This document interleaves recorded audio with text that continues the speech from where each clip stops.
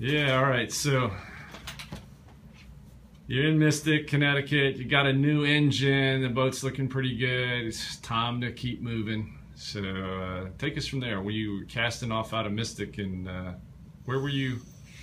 Yeah, so I'm not sure if I recall. I'm not sure you had a destination. You were kind of doing that Cliff Kyle. I think I'll just sail till I find someplace to anchor, which drives me insane. By the way, it makes me worry.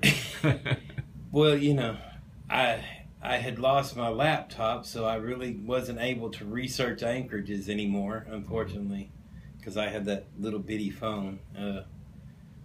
But, you know, I could, when I'm out there, I can, you know, off of between the Garmin and the Navionics, I can find an anchorage when I'm close to it. Mm-hmm. So that's basically, yeah. But, you know, I got the motor mounted, and which, you know, first thing kind of doomed right out of the slip. That motor had so much power in reverse. I had put my my extension in the tiller. Tiller extension. So as I back out of the slip, I goosed it a little bit too much, and the power hitting the rudder snapped that, and the snapped the extension. Well, no, it snapped. Made the rudder snap, and the extension stuck into the cockpit floor, and then broke half of the tiller's, you know, the handle out at the front there where the tiller goes in. It just without cracked it off. Yeah, lots of power. But I got en route. I kind of, as I'm going out of it, which was interesting, I just used nylon ties. I had a handful at reach, and, you know, so I like nylon tied that back together and had the extension back.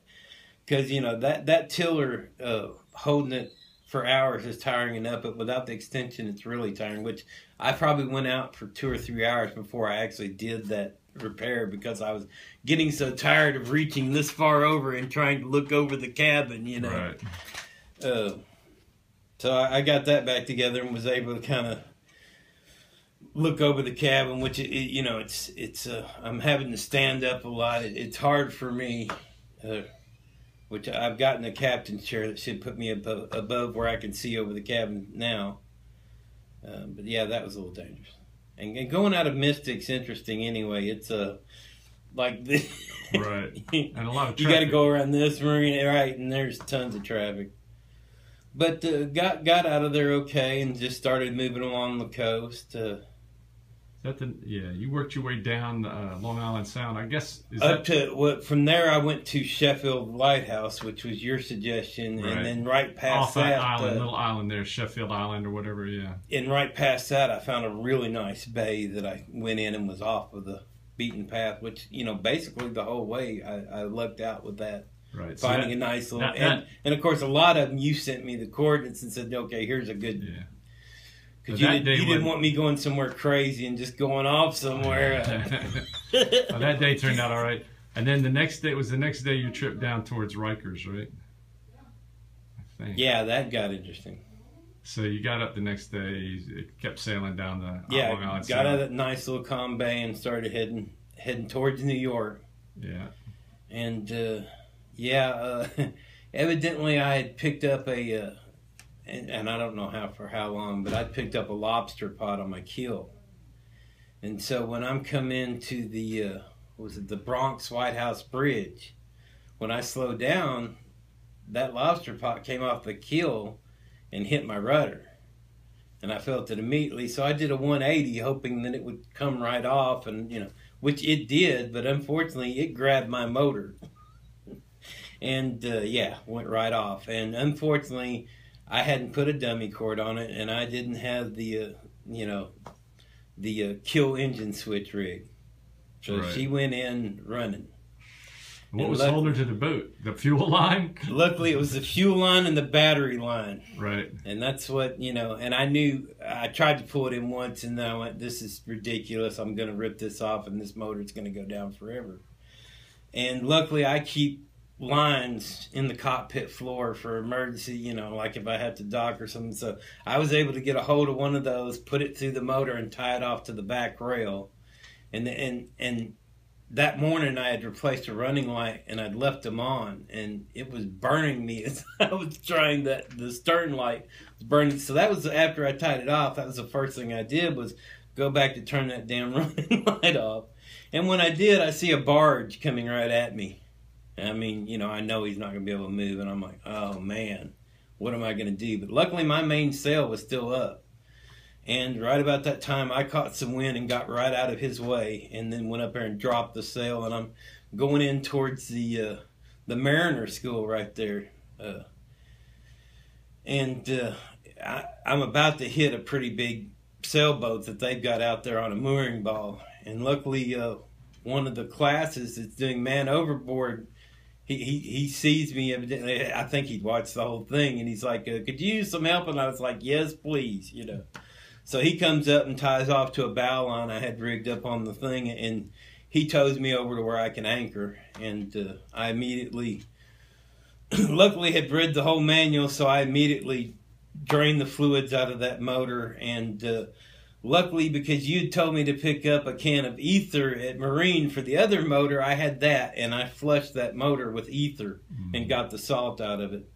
Because she had run full of water. I mean, she'd sucked a lot of water. It was pure, milky oil. It was a mess. But yeah, I got that drained out, ethered her out, and let her set for about 3 hours just to dry out, and ethered her again, and then put some... as recommended in the manual, you put some oil in the spark plug holes and pull her through slowly, you know, I guess to get all the contamination out of that. Which I did a pretty good job, because I ran the whole next day after that. You know, 4 hours later after that, I'm actually up and running and going to Rikers.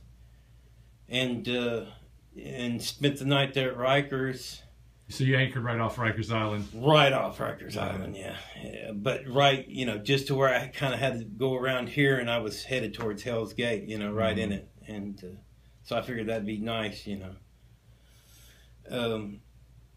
So I guess and I had, you know, that was, yeah, got some good sleep there. It was a nice night, not too rough at all as compared to what... I think you told me you had to do a bit of a sprint when you pulled the anchor up at The Rikers. next morning, I was worried about getting shotguns drawn on me. Yeah, I was just feet of crashing into Rikers Island.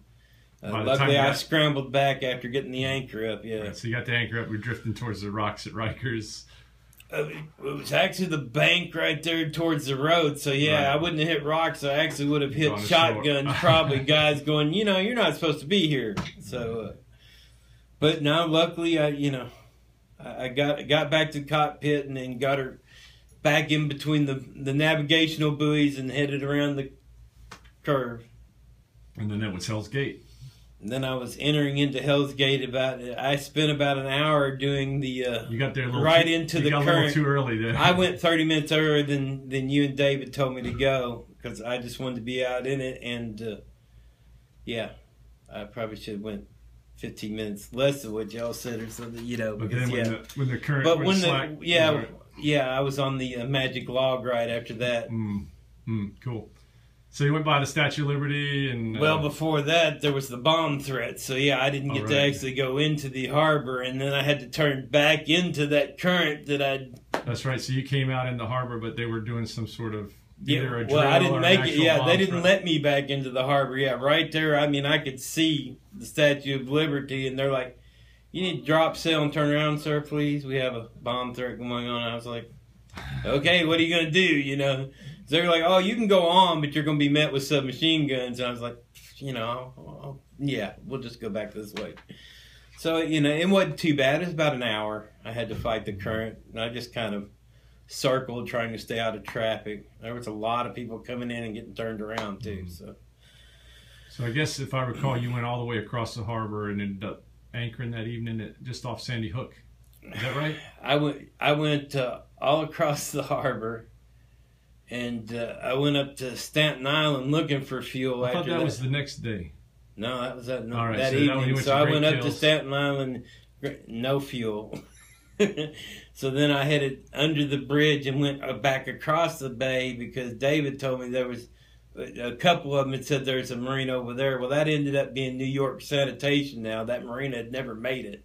I think it went for a couple of years, and then I guess the city bought them out and put sanitation boats there. But there's a great big Toys R Us sign to the left of that sanitation department, and it's an anchorage, a very thick clay anchorage, because it took me 2 hours to get the damn anchor up after that one. But she Good held holder. real good. Yeah. And it was rough. You know, it's understandable why it took 2 hours, because that night was really rough. Mm-hmm. You know, some big swells, you know, but I was able to sleep through it, and she was solid. She didn't move, you know, off of what I'd let out. No drag at anchor. No, that's good. Yeah. That's good. And so, so the next leg is really about the next morning the I go up, right? and I went across looking for great kills. Okay, right. This is the time when you went looking back to Staten Island, basically. I went for great kills. Yeah, which is on the part of it's right there. Part of Yeah, Staten it's on Island. the other side of it, but it's still part of Staten Island, really. Yeah. So, but it didn't. I didn't recognize anything. So then I'm going for Sandy Hook, and that's nothing either. So that's when I get on. I text you, and I'm going, you know, I'm out here in the middle of this damn bay, and I'm not seeing anything. Looks like it's going to be a fuel depot. And you gave me the coordinates for Great Kills and told me just turn north, and I did. And that's straight, right where, when you said when I headed north straight out, I went right into Great Kills. So it was beautiful. Of course, then nobody's there. I'm tooling around for probably 45 minutes trying to get somebody to the fuel dock. I'm calling them on the radio, nobody.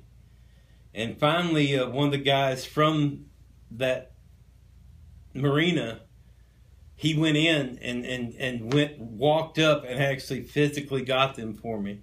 Because luckily he stopped out there. He was just tooling around checking his boat. And he's like, "Do you use some help?" I was like, "Yeah, I'm trying to get some fuel, but there's nobody here." And he's like, "I'm going in now." And he did. He got them, and they came out there. And So you got fueled up there. got fueled up. Expensive. Yeah. Then you went back to Sandy Hook, I guess, and anchored right behind Sandy Hook. You didn't leave that day, did you? Yeah, I left out from Great Hills that night. Okay. You wanted me to anchor in that bay. Yeah, And, you were in. But I had good wind, so I sailed all night. I'm gonna sail around the world mode. Well, you know, that was the first, actually the only good sail I had during that trip. Yeah. That was no motor, you know, sailing down the Jersey Shore. Yeah. And it was sweet. And I Yeah. sailed till 10:30, and then I was getting kind of tired, so I was like, I better start looking for a good anchorage. And I found one, you know. It was on the ocean, but it was in a kind of a protected bay type Right. thing, so I wasn't getting the full. And the weather wasn't bad at all. No, it's a nice night. Yeah, I slept well. Mm-hmm. Got up the next morning at 6 and pulled anchor and started. Actually had wind to sail out from there, but lost wind about 3 hours after that, and was just motor sailing with the main up and pulled the jib in, just motoring on because it was on the nose after that. Right. And that's the evening you got to Lewes, I guess. Lewes, Delaware. Yeah, You went right. into Delaware. You went across Delaware Bay and anchored just off of Lewes, right? Yeah, I went in. Yeah, you gave me the coordinates for that. Sweet. Probably that was the best night's sleep I had. You know, I went in there where the ferry was, and you know that was like a calm lake. Yeah, it was. It was amazing compared to anything I'd slept before yet.